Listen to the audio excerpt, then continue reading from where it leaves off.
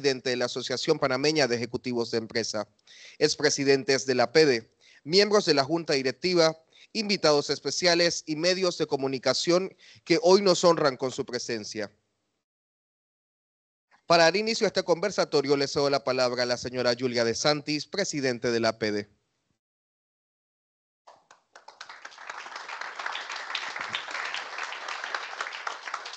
Muy buenos días, voy a hablar súper breve porque todo el mundo estamos hace rato aquí, así que buenas tardes, me acojo los saludos protocolares y básicamente bienvenido a todos los apedianos. La verdad es que para mí es un honor que hasta aquí el ministro, la viceministra y por supuesto todos los apedianos y la junta directiva. Básicamente como dije, voy a ser súper breve. Quería decirle al ministro que para PEDE, digamos, consideramos pues que los retos más importantes que tiene el país en este momento a través de su ministerio es, por supuesto, recuperar el grado de inversión a través de recuperar la confianza en el manejo de las finanzas públicas. Creo que es una de las preocupaciones que tenemos todos. El otro tema es el tema del déficit fiscal, que nos mantiene preocupados porque es parte de las razones por las cuales no tenemos grado de inversión. Y por lo tanto, y que a su vez que se relaciona con la contención del gasto público y la revisión de las exoneraciones y los subsidios. Realmente, no sé, me han dicho por ahí que están viendo el tema de las exoneraciones y subsidios, ojalá lo estén haciendo, porque desde APEDE es un tema que nos preocupa y queremos saber realmente cuáles son las exoneraciones y subsidios que realmente son necesarias, que realmente son efectivas, para que entonces podamos como sociedad apoyarlo o desapoyarlo, porque siempre hay intereses en estos casos y todo el mundo toca la puerta, decirle, no, yo quiero esta exoneración porque la necesito por X o Y razón. Entonces es importante ese estudio con la data, decir, por eso se está sacando o se mantiene, ¿no? Y finalmente, el reto más importante y que todo el mundo está esperando es la reactivación económica a través pues, de las leyes que correspondan. Así que esperemos, consideramos pues, que son el resumen brevísimo para que usted tenga el tiempo de hablar de los retos que tienen como representantes del gobierno actual en el Ministerio de Economía y Finanzas y que realmente es lo que a la gente lo preocupa, es lo que es el lema de campaña, el chen chen, como decía popularmente, y realmente al final del día eso es lo que la gente espera y quiere. Sabemos, desde APEDE sabemos que hay todo un contexto, un marco jurídico, económico, institucional, pero realmente al final del día eso es lo que la gente espera. Así que bueno, sin más, muchísimas gracias y estamos escuchándolo. Gracias, señora Presidente. Escucharemos brevemente las palabras del señor Erin Molino, presidente de la Comisión de Asuntos Económicos y Finanzas Nacionales, quien también será el moderador de este conversatorio. Seré muy breve. De verdad que gracias por aceptarnos la invitación, Su Excelencia.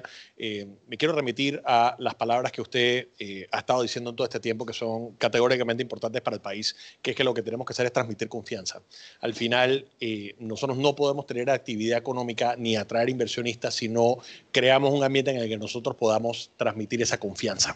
Nosotros definitivamente como país hemos estado viendo los esfuerzos que se han tenido que hacer y todavía hay que hacer mucha docencia sobre la realidad en la que se encuentran tanto las finanzas públicas como la Caja del Seguro Social, y la verdad es que a nosotros nos complace tener este espacio y tenerlo usted para que nos pueda decir cómo ha sido la disciplina que está tratando de inculcar en su ministerio y cuáles son los planes que tienen. Así que nuevamente muy agradecido de parte de APEDE y arranquemos con el conversatorio.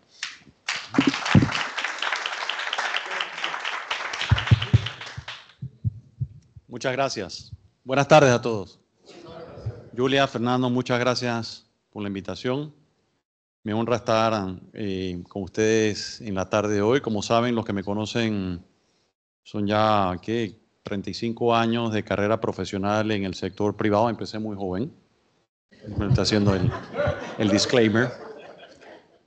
Diría que en la mitad de eso, iniciando mi carrera como asalariado y después como emprendedor, que a veces se entiende mal la palabra y es arriesgar tu capital y no saber cuándo vas a recibir tu siguiente cheque. Con esa incertidumbre, ¿no?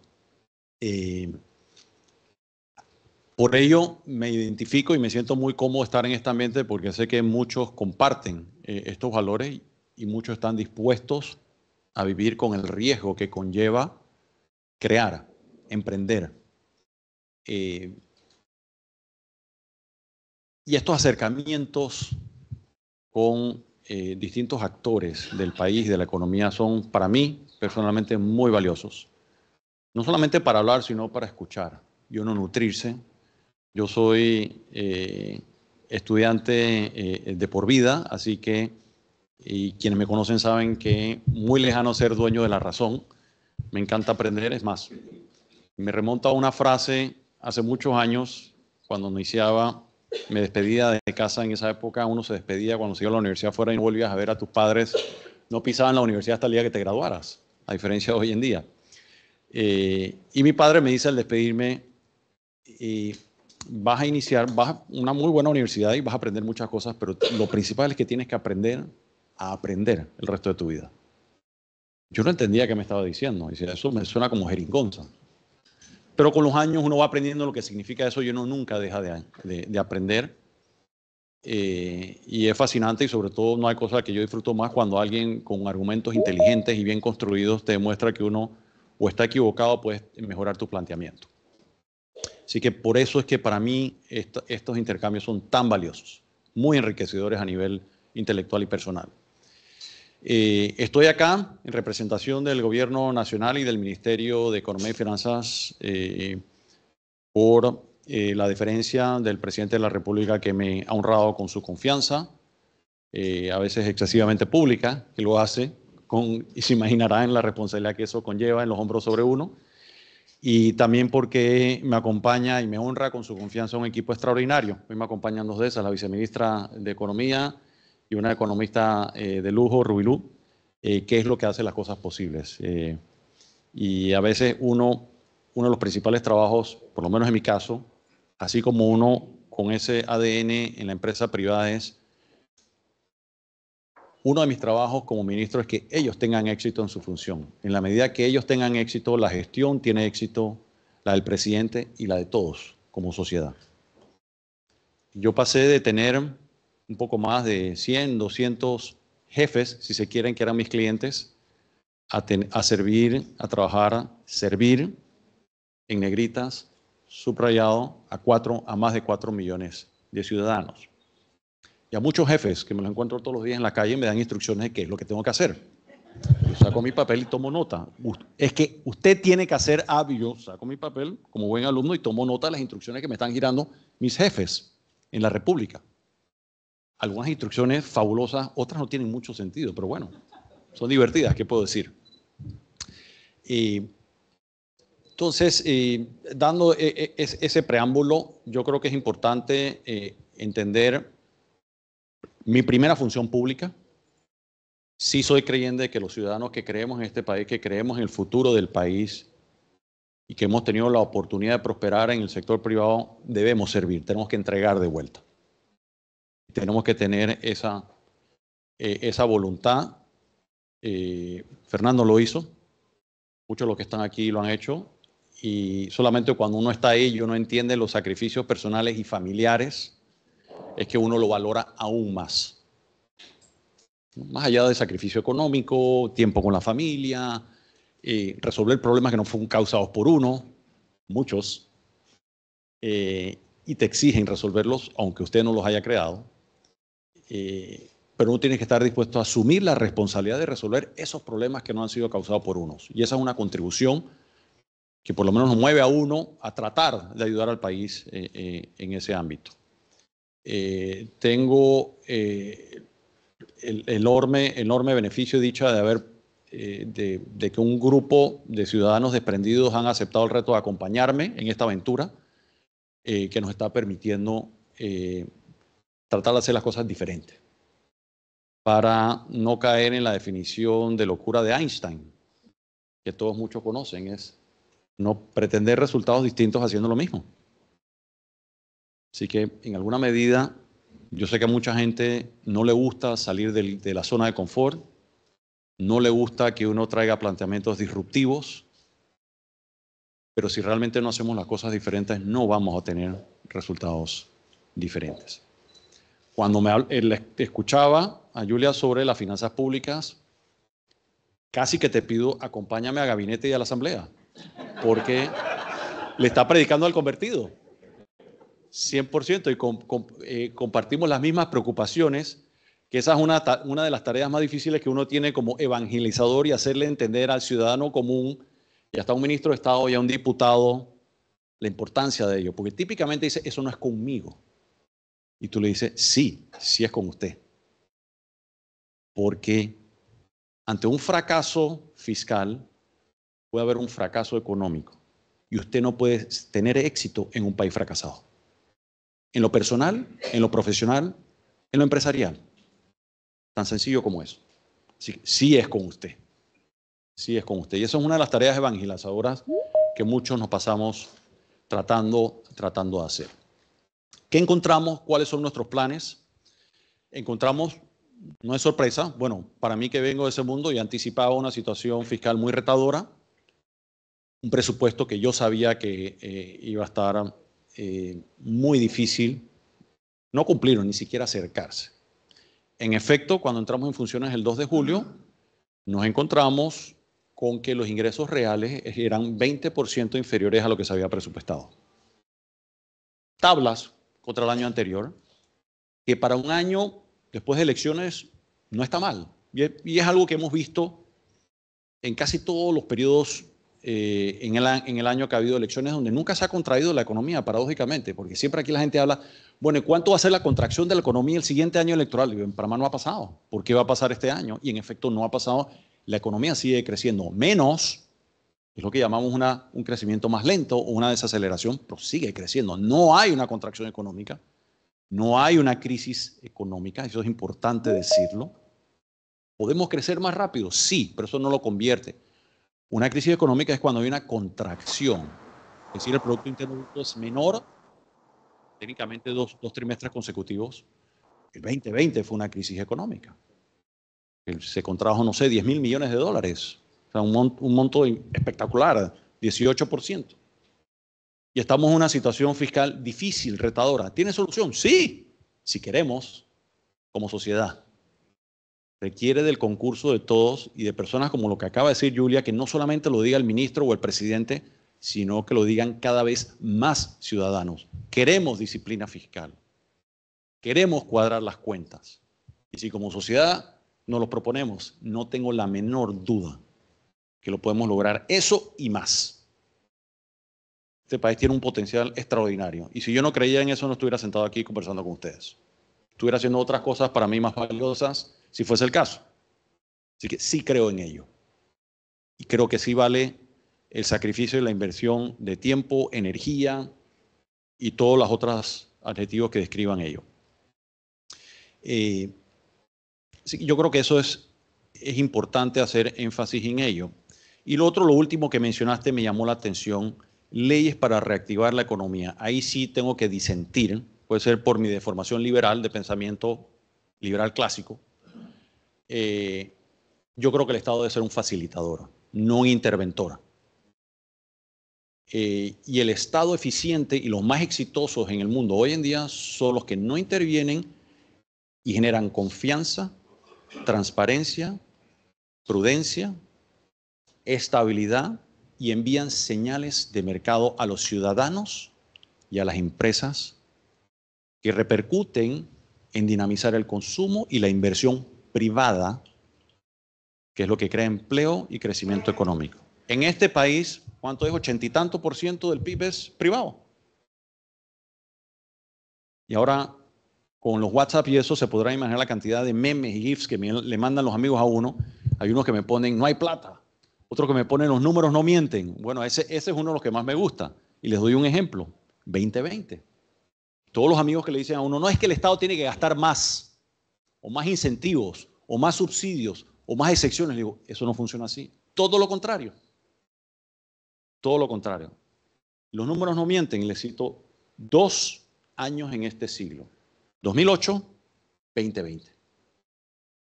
2020, la política económica de este país se dictó desde el Ministerio de Salud. y a todos los privados nos mandaron para la casa. Unos pudimos producir por Zoom, otros cero. Resultado, una contracción económica de 18% real y más de 20% nominal. Se duplicó el desempleo, pero el Estado gastó a manos llenas y la deuda aumentó. ¿Dónde está la tesis de que si el Estado gasta, la economía crece? Los números no mienten. Más evidencia que eso, para mí, no hay. 2008, detenimiento súbito de capital, los flujos de capital a nivel internacional. Separó la actividad privada.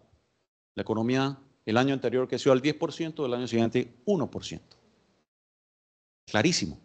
Y el Estado no dejó de gastar y no pudo detener esa dramática desaceleración del crecimiento económico.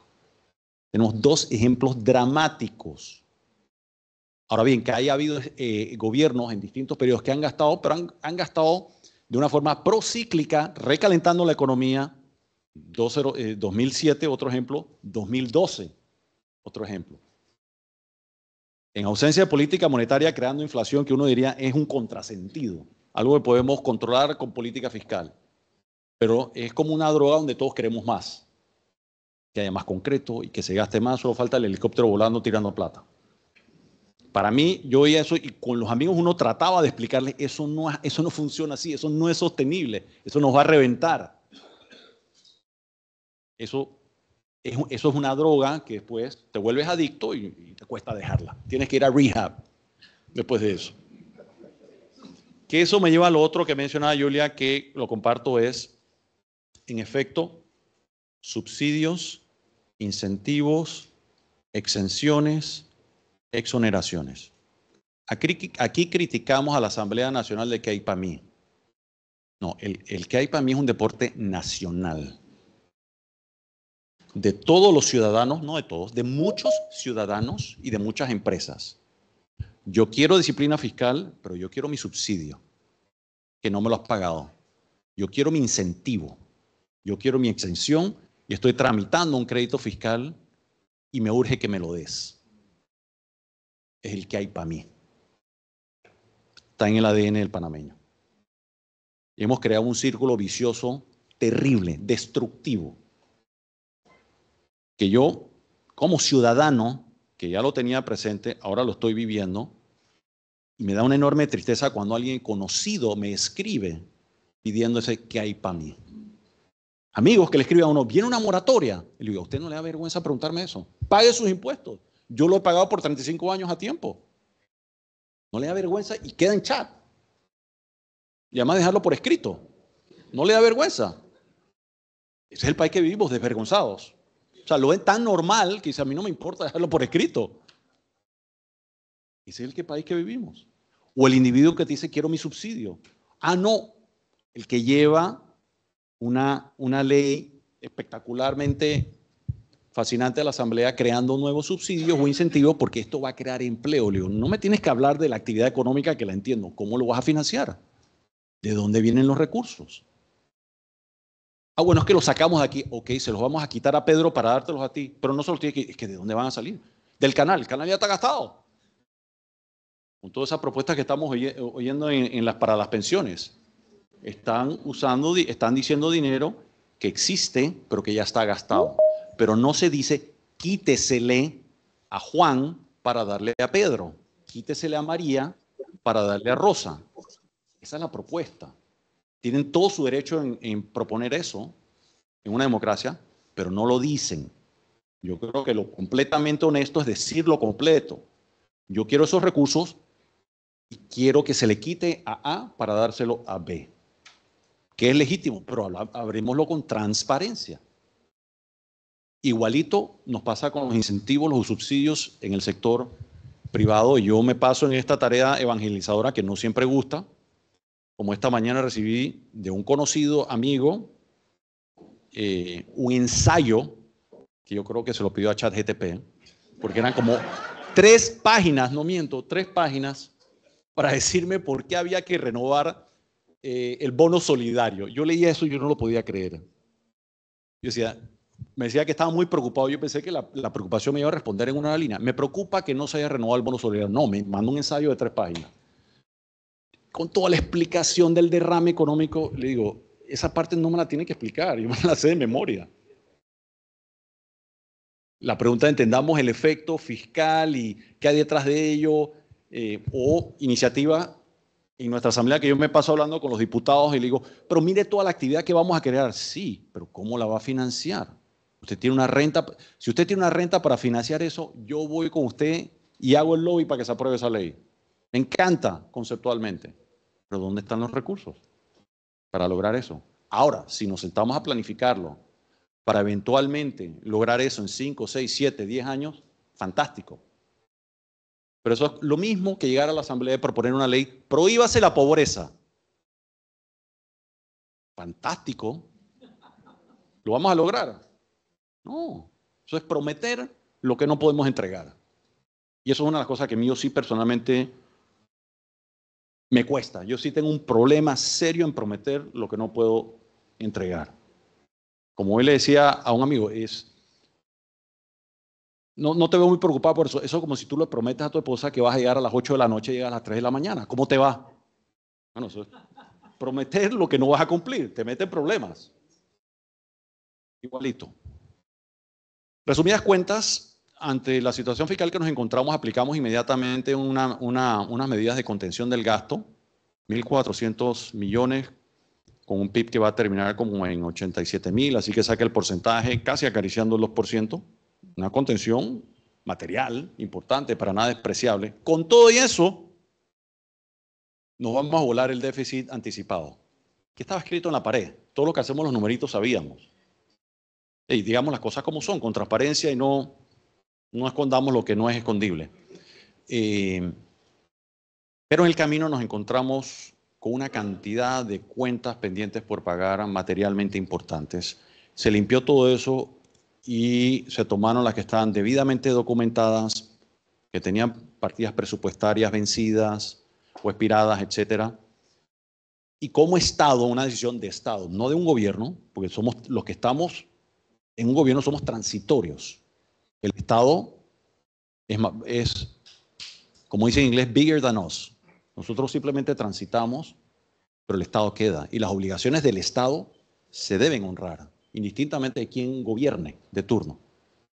Y eso fue lo que se hizo. Honrar las obligaciones del Estado, especialmente dirigidas a empresas pequeñas y medianas, que de no pagárseles caen en la insolvencia, que resulta ser una buena decisión económica, porque no cierran, no se pierden empleos y crea actividad económica.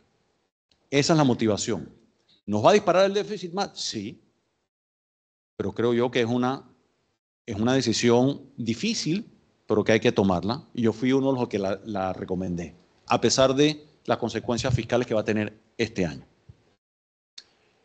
El día en gabinete que se aprobaron esas 2 medidas, una conferencia de prensa en el anfiteatro de la Presidencia. Ellas están aburridas porque me han escuchado decir esto antes, pero para los que no lo han escuchado, yo iba caminando pensando lo que yo iba a decir. Ministro, ¿qué está pensando? Y que estoy escogiendo bien las palabras porque le estamos hablando a Wall Street. Dice, ¿cómo que a Wall Street? En una conferencia de prensa nacional, está hablando al pueblo panameño. Bueno, también al país, pero estamos hablando a Wall Street. Y después de la conferencia, y uno a veces, lo que hemos tenido, sabe que a veces tiene subalternos que le dan instrucciones también, jefe. Aquí la vice de Economía me dijo, jefe, mañana tiene que estar a las 7:30 en la oficina. Yo, yes, ma'am, I'll be there. Y estábamos ahí, empezamos las reuniones con las calificadoras. 3, back to back, ¿verdad? Con las 3 calificadoras.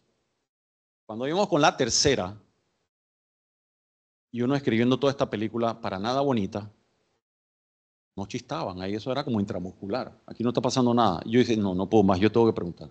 ¿Por qué decimos esta historia tan fea y nadie nos reclama nada? Nos miran y nos dice que porque nosotros lo sabíamos. Pero queríamos que usted lo dijera. Y queríamos ver si realmente lo que usted había dicho antes de llegar a ese ministerio, que creía en la transparencia, lo iba a poner en práctica. Que al terminar eso, yo me volteo y le digo, la transparencia es buen negocio. Olvidémonos de la parte romántica, es buen negocio. En lo privado y en lo público. Eliminen la incertidumbre, la especulación, el bochinche, el invento, la conspiración, es buen negocio y da resultados. Y después de la semana pasada en New York, donde también la vice se encargó de que yo tuviera reuniones de las 7 de la mañana hasta las 7 de la noche, que nos fue muy bien, ese era el feedback que recibíamos. La transparencia es buen negocio.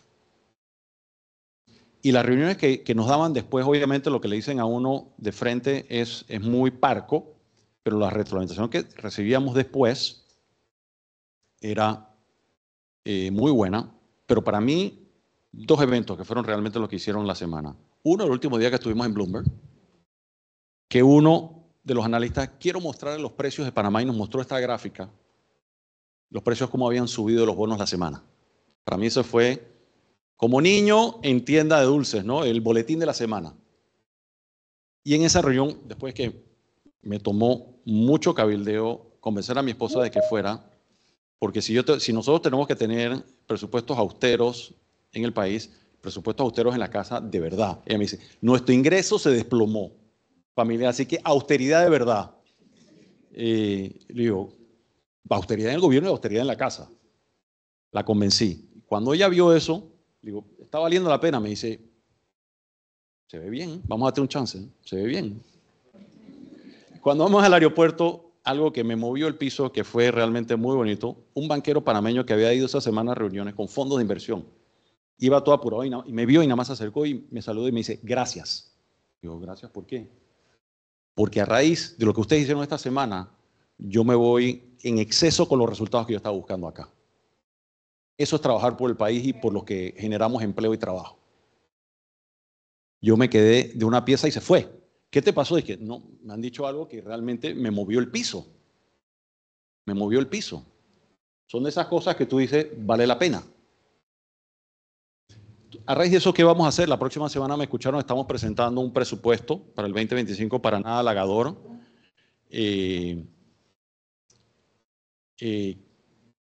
Que me va a convertir en una persona poco popular. Poco popular.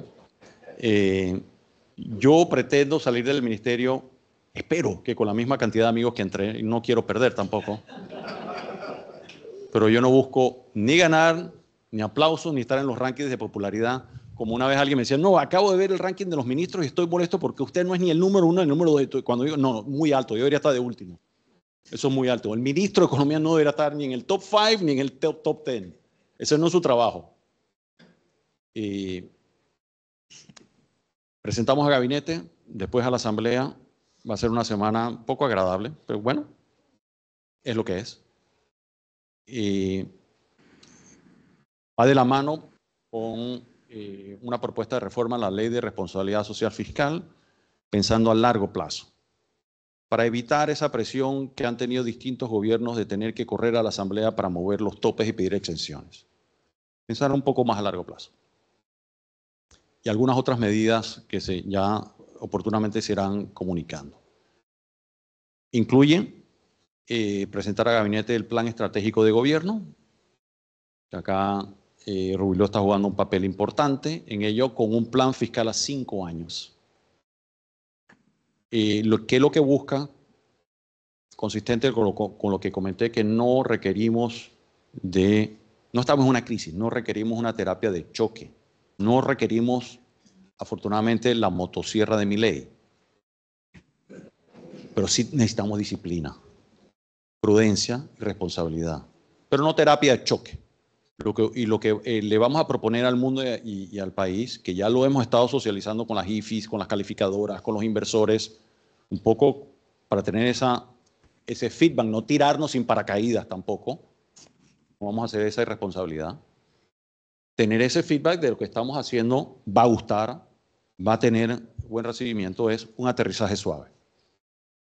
Ir apretando poco a poco, obviamente requerimos también estimular el crecimiento económico, que lo haremos basado en el mercado. Basado en el mercado es propiciar confianza,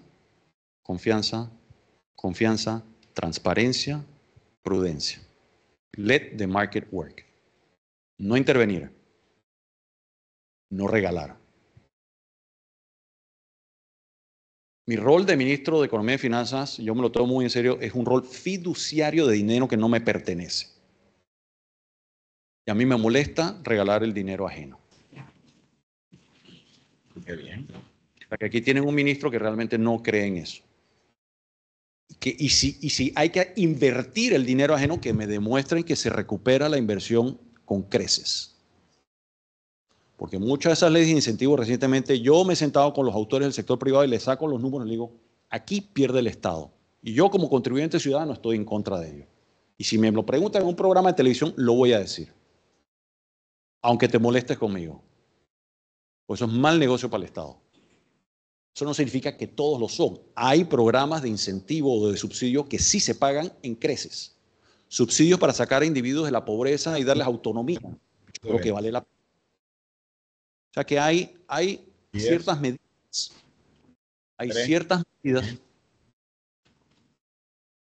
medidas. Creo que hay alguien ahí que tiene ganas de sustituirme, que feliz le paso el micrófono. Eso significa que hay inversiones del Estado que sí pueden crear valor, por supuesto que sí. No podemos meter todo en el mismo saco, es decir, y ahora vamos a eliminar, y cada quien, otro tema que hay para mí. En un momento dado yo digo, yo pienso que hay subsidios y hay subsidios, incentivos e incentivos. Suena redundante y suena un poco no muy elegante. Lo que significa eso es que hay algunos que dan resultados, otros que no.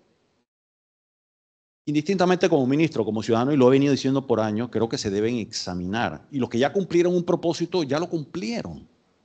Y ya perdieron tracción. Pero en su momento fueron exitosos. El mundo va cambiando. Las condiciones van cambiando. Hay unos que dan muy pobres resultados. Y en un país con recursos escasos, esos recursos se deben canalizar a otra cosa. Y hay otros que sí vale la pena mantenerlos porque están dando resultados. Eso fue en una entrevista. Al día siguiente recibo un chat de alguien. Es que usted dijo que se iba a eliminar los 120 a los 65. Le digo, yo no he dicho eso.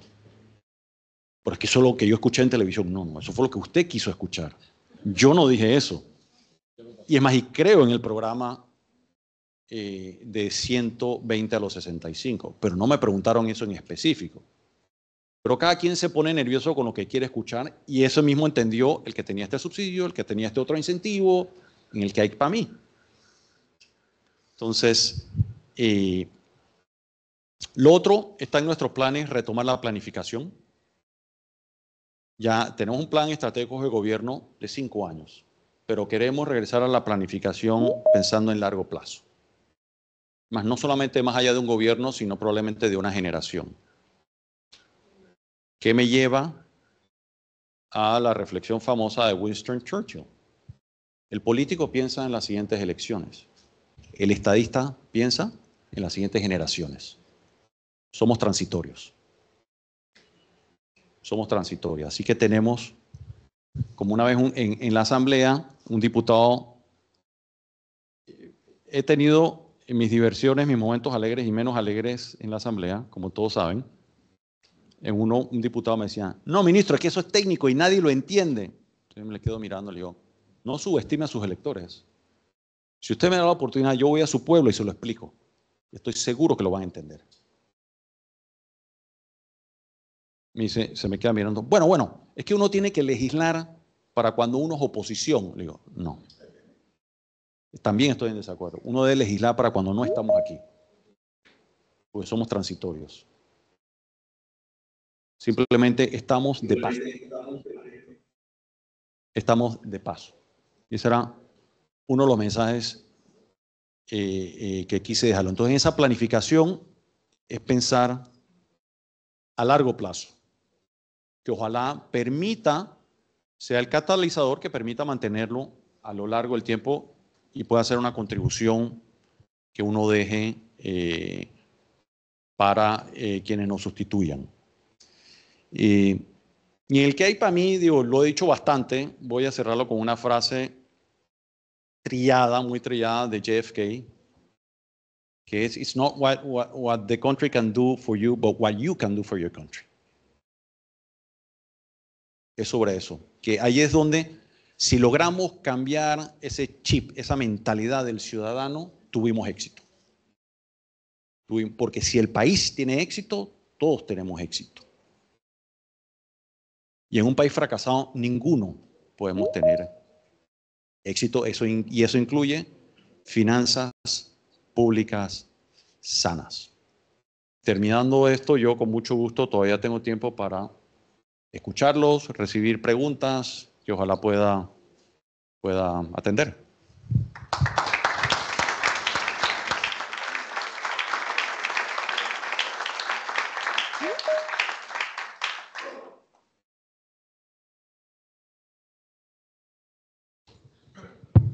Para todo el que quiera hacer preguntas, va a haber un código QR en el que ustedes pueden escanear para hacer las preguntas. Pero aprovechando que yo tengo el micrófono, yo tengo un par mías, así que voy a apropiarme un poquito de eso. No, muy agradecido por el conversatorio, señor ministro, y definitivamente que se ha notado la transmisión de confianza en los mercados internacionales. Lo hemos visto en cómo ha bajado el rendimiento y ha subido el precio de varios bonos. Eso es importante porque usted usa las palabritas de no hay que usar el olfatómetro, sino que las cosas estén muy claramente sustentadas. Quería saber su percepción. Nosotros, de hecho, estuvimos conversándolo. En los últimos 30 años se han proliferado las instituciones. Ha habido, digamos, una filosofía por parte de las administraciones de que cuando hay un problema hay que crear una nueva secretaría, un nuevo ministerio, una nueva institución, y no necesariamente se ha visto reflejado en, digamos, mejor calidad de servicio para el ciudadano.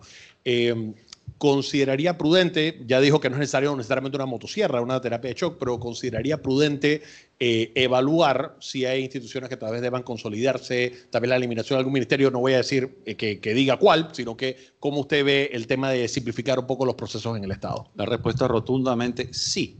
Yo creo que hay enormes oportunidades para incrementar eficiencias y mejorar el rendimiento del Estado y brindar mejores servicios a los ciudadanos, definitivamente.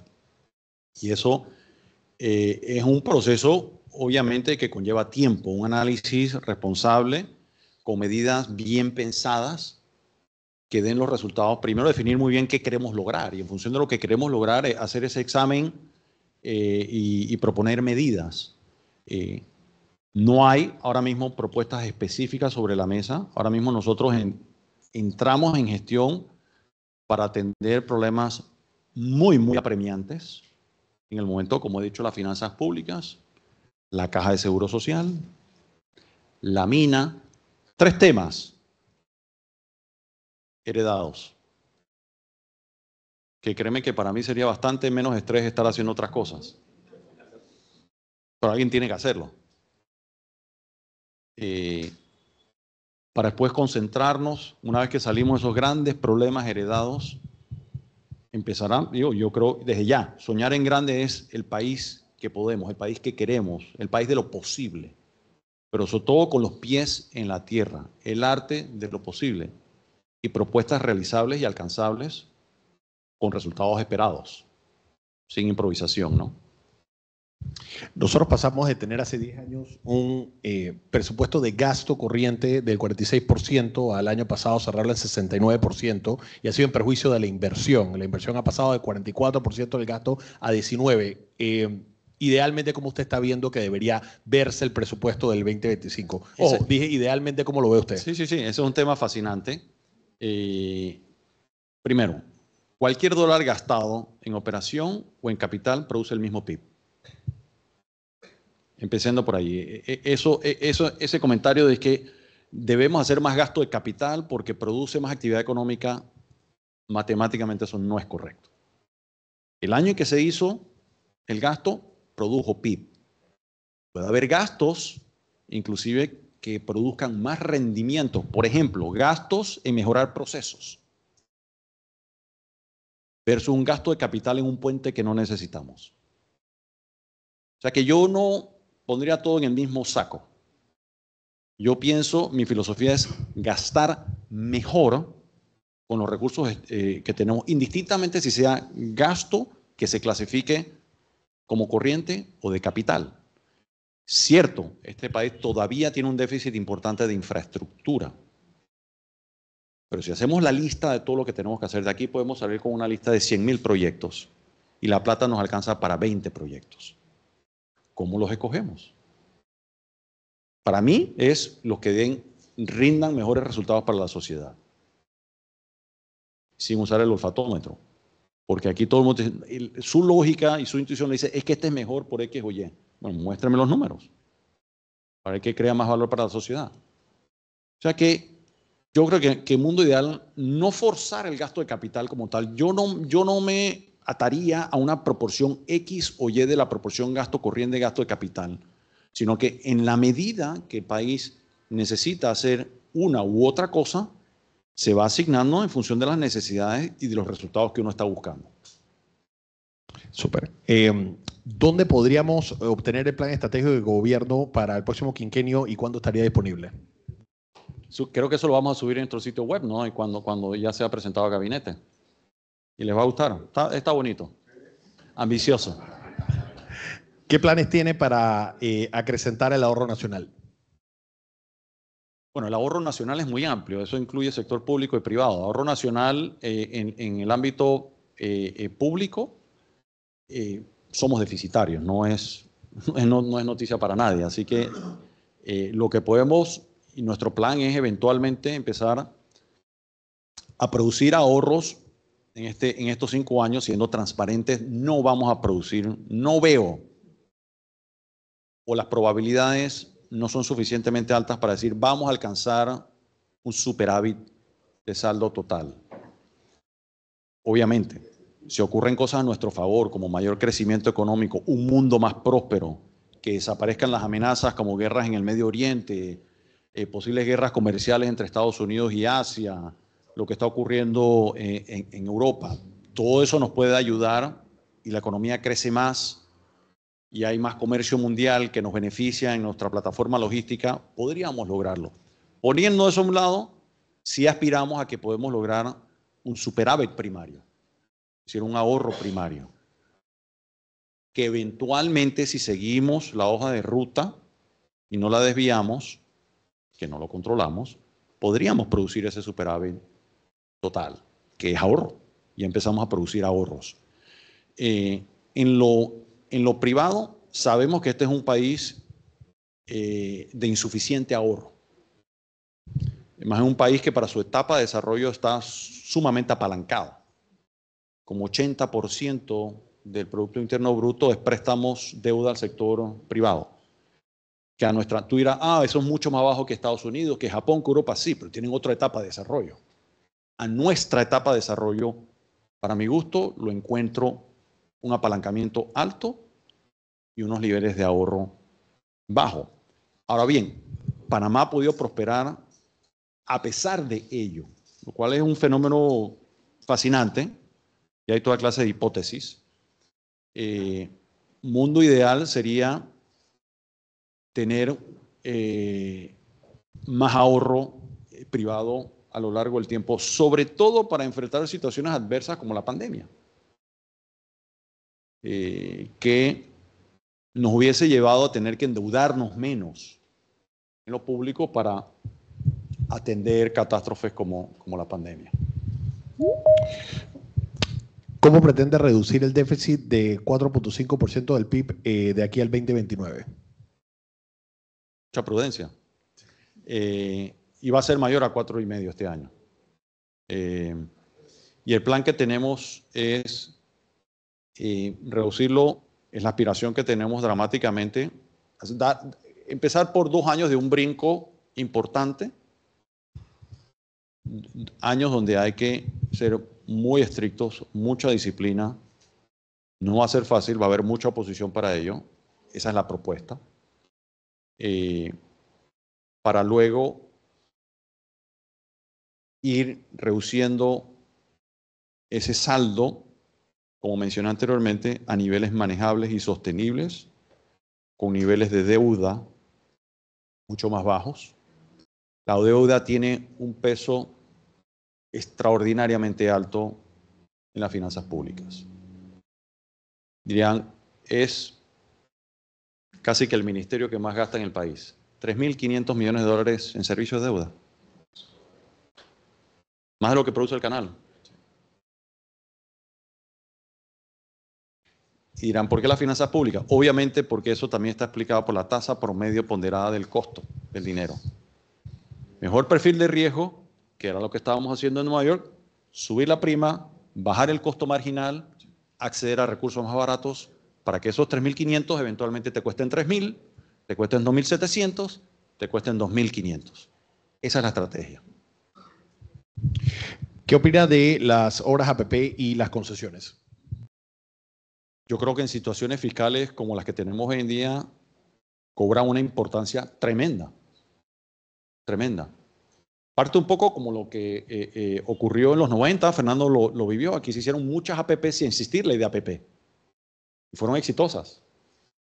Incomprendidas en su momento, pero después la historia lo reconoció a lo largo del tiempo. Muestra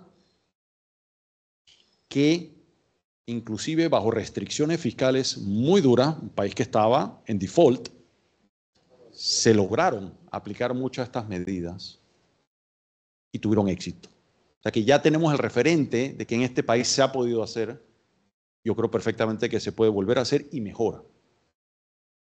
En ambas cosas, tanto que se hicieron las dos cosas, concesiones y APP bien hechas, bien pensadas y no es hacerlas por hacerlas.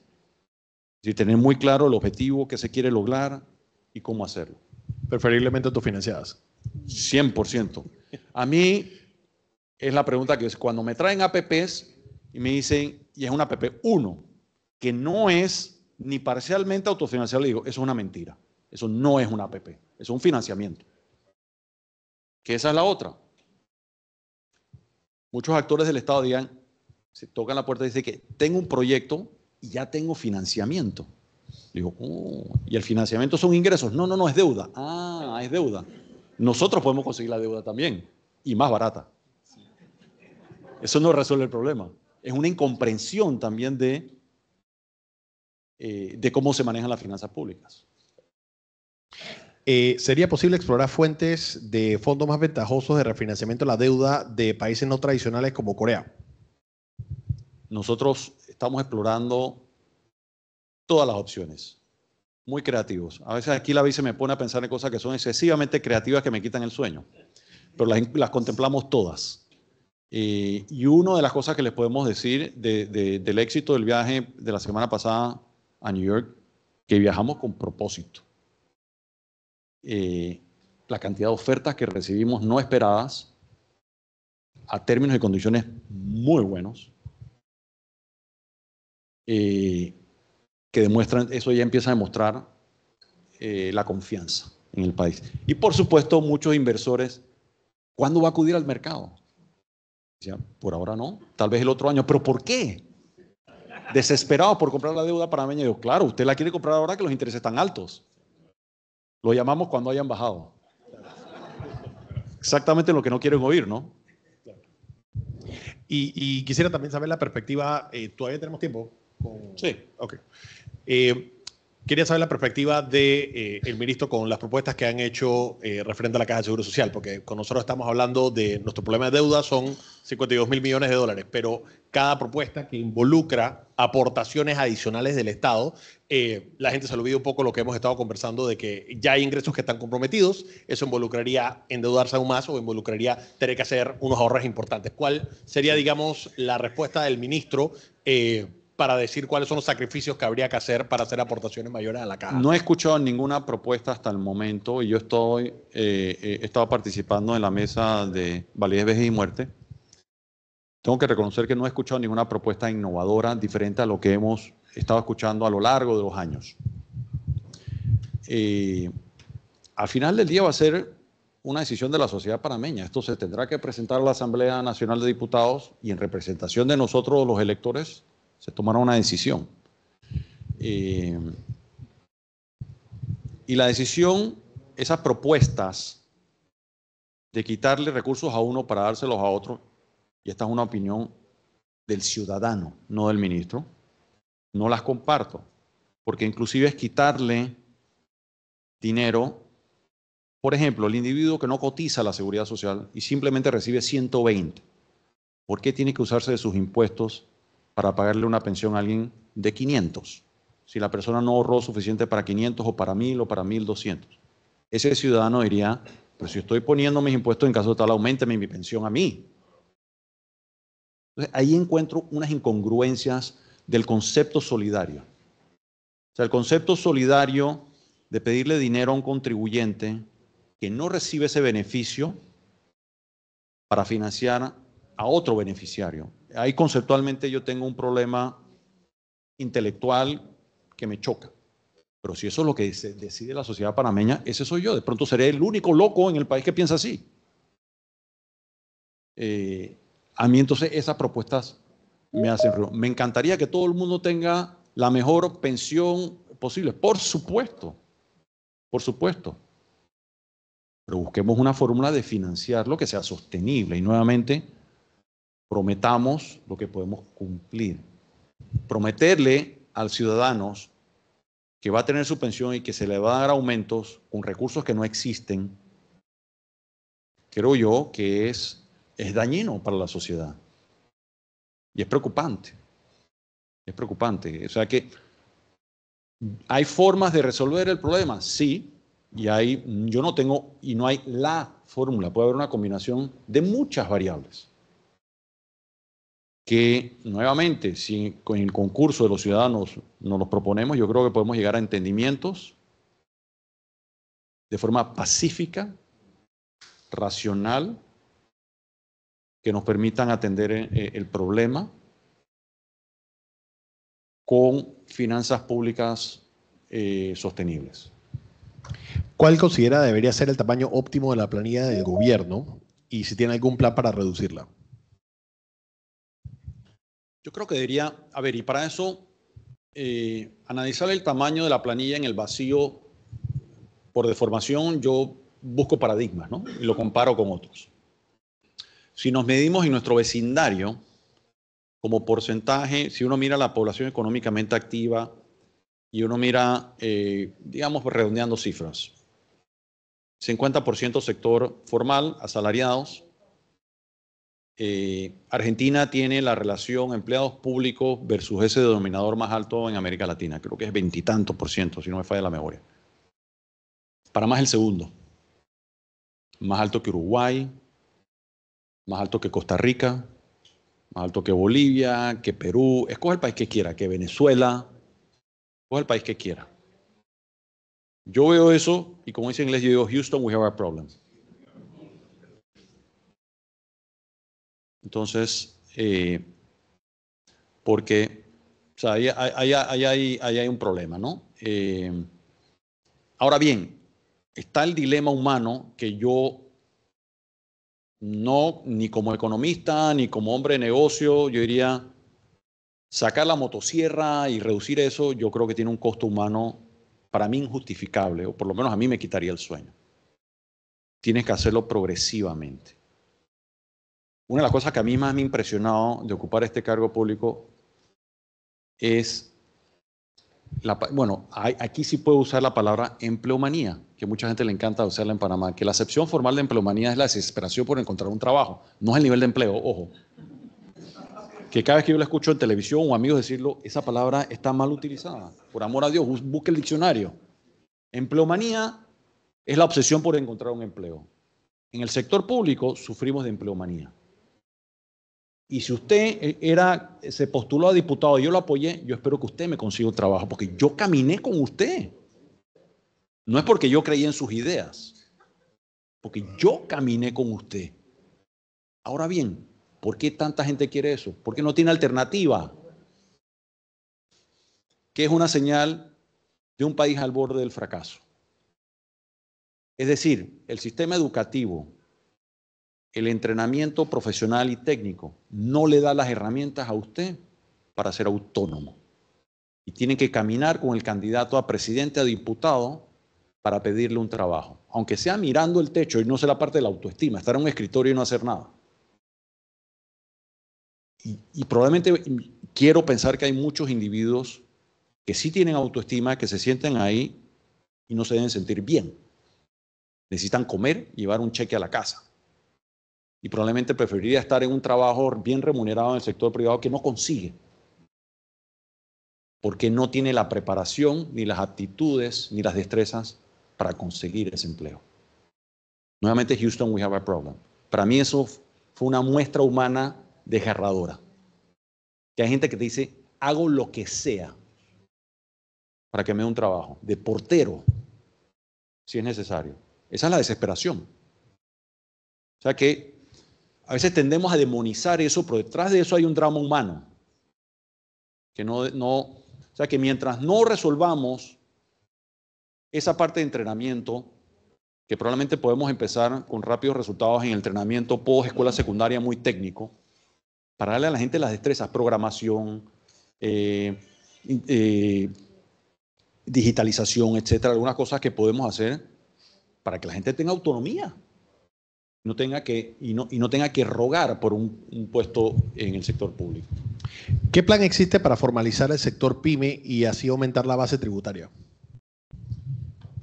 Hombre, de ahí me voy a mi pensamiento, y no hay un plan per se, es un tema que yo he estudiado en el pasado. Primero que uno no puede pelear todas las peleas ni tratar de resolver todos los problemas. Hay que priorizar. Como cuando uno tiene daños en su casa y el presupuesto no te da para rehacer tu casa y tienes que escoger.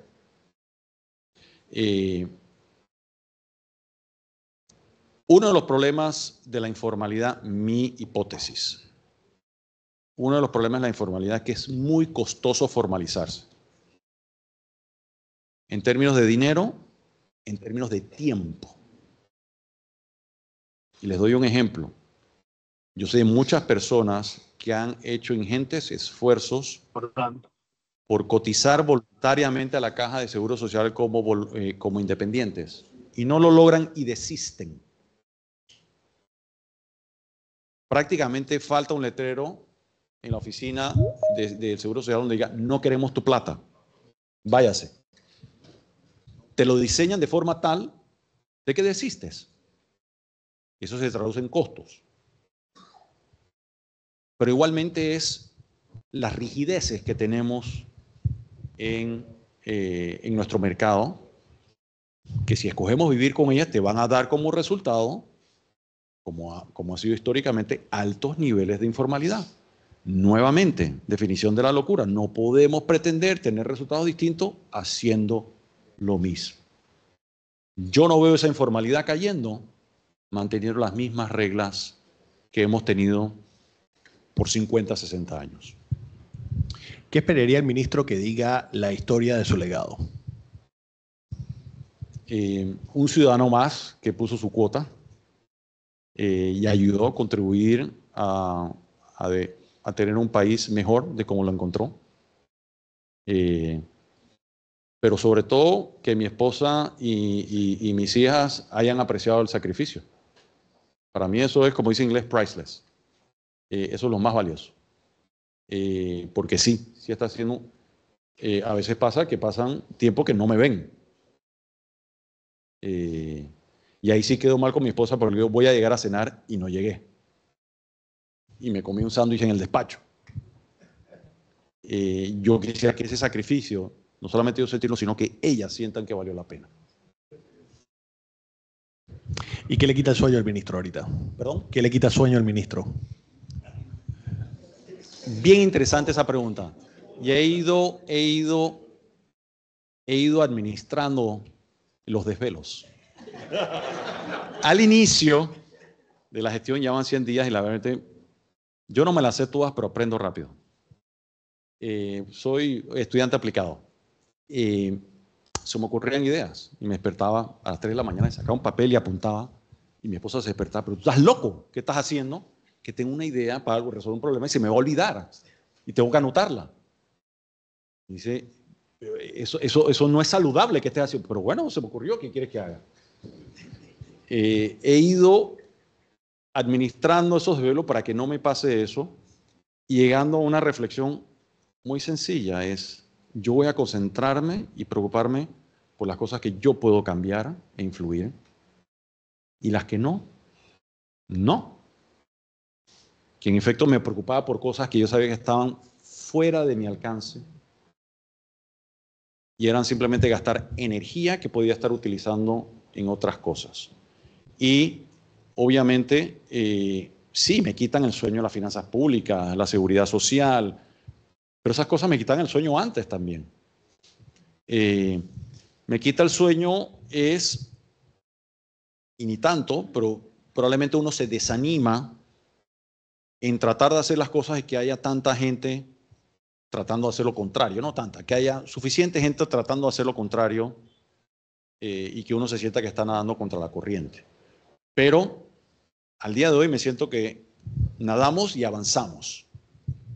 Ojalá no ocurra que uno nada y no avance y va a llegar el momento donde uno tiene que reflexionar y decir, ¿hay el entorno que está dispuesto a avanzar con la visión que tenemos o no? Yo hoy estoy optimista y siento que sí. Así que seguiré nadando. Con esto cerramos con la última pregunta. ¿Es costumbre presupuestar ingresos fiscales exagerados, nunca se cumplen y luego hay que hacer ajustes? ¿Cuál sería su política para que esto no ocurra? Revertir eso. Sencillo. Y lo van a ver en el presupuesto. El proyecto de presupuesto que van a ver el 25 va a ser menor, prudente. Algunos quisieran decirle austero. Yo no le llamaría austero, yo diría prudencia. ¿Lo vamos a pegar al 100%? Lo dudo, pero esperamos que las desviaciones no tengan la materialidad que han tenido en el pasado. Y otra anécdota. En la Asamblea, un diputado muy impetuoso me decía, es que la presupuestación en este país es terrible, y me empezó a increpar a mí que la presupuestación. Yo lo mío, ¿qué edad tiene usted? Yo 27 años. Le digo, ok. Yo tengo 57. Yo 30 y tantos años de estar haciendo presupuesto familiar, empresarial y de negocio. Nunca lo he pegado al 100%. Si usted lo pega, está contratado. Ese muchacho nunca había hecho un presupuesto en su vida. Y no sabe lo que es sufrir hacer un presupuesto y tratar de pegarlo al 100%. Pero uno hace el mejor esfuerzo disciplinado, responsable, para acercarte lo más posible al 100%. Sin el olfatómetro. Sin el olfatómetro y ojalá excederlo. Hay veces es, como dice en inglés, y le decía a Rubilú esta mañana, under promise and over deliver. Más que sobreprometer y quedarte corto. Bueno, queremos darle las gracias nuevamente a su excelencia, ministro. Y a su equipo por acompañarnos el día de hoy. Gracias a ustedes. Gracias a ustedes por escucharme.